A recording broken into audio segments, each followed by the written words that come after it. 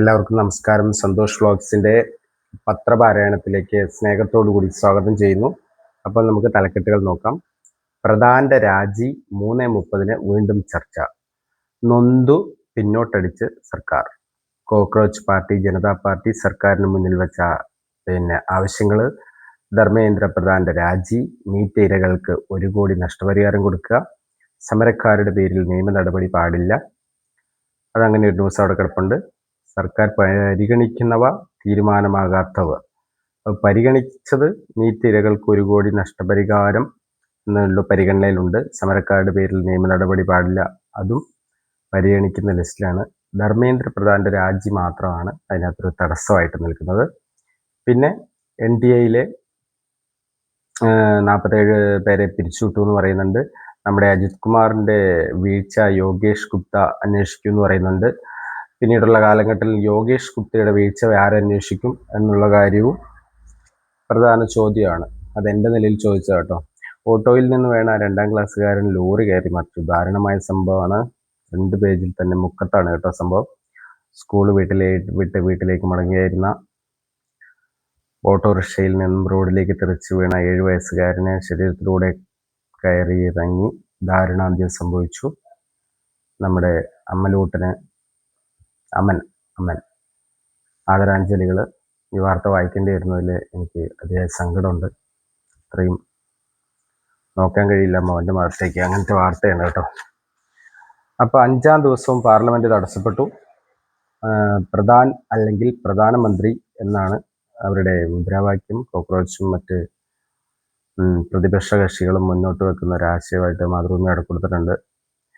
12 വർഷം തടവ്,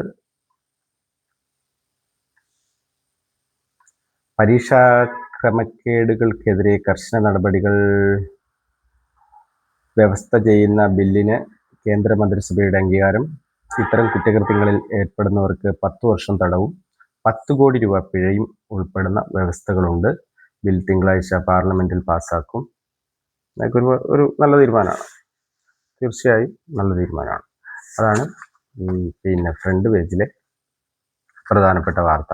ബാക്കിയുള്ളത് പരസ്യം കേട്ടോ. പിന്നത് ഉൾപേജുകളിലേക്ക് പോയാൽ പുഴകളും കായലുകളും വേണം സുരക്ഷിത നീന്തൽ പോയിന്റുകൾ എന്ന് പറയുന്നുണ്ട്. സ്വയം മറ്റുള്ളവരെ രക്ഷിക്കാനും സംരക്ഷിക്കാനും അത് സഹായമാവും.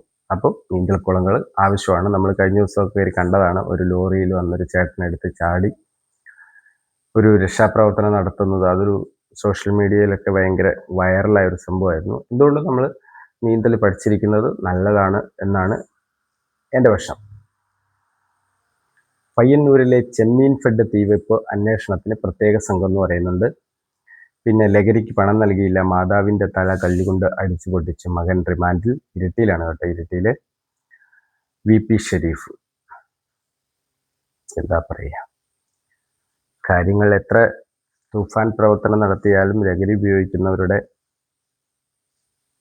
ആവശ്യം നമ്മുടെ ആകാരത്തേക്കാൾ കൂടുതൽ അവർ ലഹരിയെ ആശ്രയിക്കുന്നു എന്ന് പറയുന്നത് നാടിനെ പിന്നോട്ടടിക്കുന്ന ഒരു പ്രത്യേക അവസ്ഥയാണ്, മാനസികാവസ്ഥയാണ്. അപ്പോൾ ശരിക്കും ഇങ്ങനെയുള്ള ആളുകൾക്ക് മാനസികമായ ട്രീറ്റ്മെൻ്റ് ആണ് കൊടുക്കേണ്ടത് എന്ന് തന്നെ പറയേണ്ടി വരും.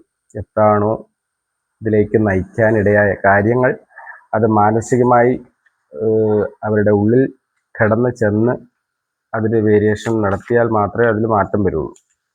അല്ലാണ്ട് അവർ ഉള്ളിടത്ത് അന്വേഷിച്ച് പോകും, അക്രമകാരികളാവും. അക്കാര്യത്തിൽ തർക്കമില്ലാത്ത കാര്യമാണ്. അതാണ് കണ്ടുവരുന്നത്.